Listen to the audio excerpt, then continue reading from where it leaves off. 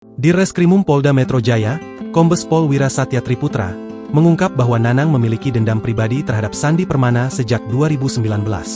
Hal itu diungkap Wira setelah penyidik melakukan pemeriksaan mendalam terhadap Nanang Gimbal.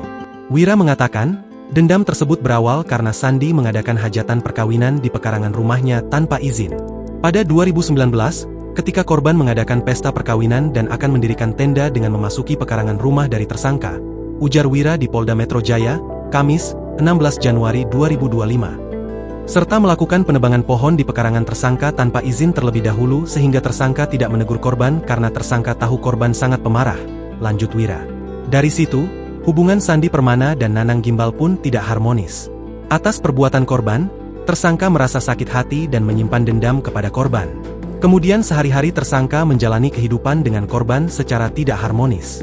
Tersangka tidak pernah menyapa korban, demikian pula korban juga tidak pernah menyapa tersangka, kata Wira. Dendam itu berlanjut pada Oktober 2024 saat Nanang dan Sandi ikut dalam rapat penurunan Ketua RT. Saat itu, Ketua RT diduga melakukan perselingkuhan dengan warga sekitar sehingga dianggap tidak kompeten menjabat kembali sebagai Ketua RT di periode selanjutnya. Dalam acara itu, korban berteriak dengan istri Ketua RT.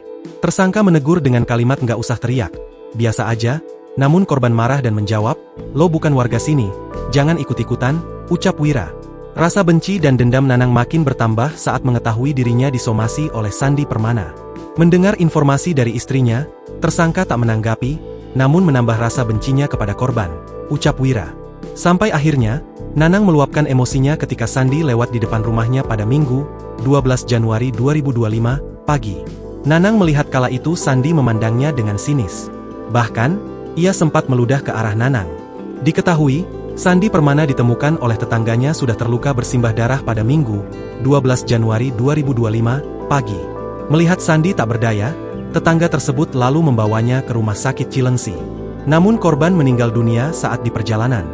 Download Tribun X sekarang, menghadirkan lokal menjadi Indonesia.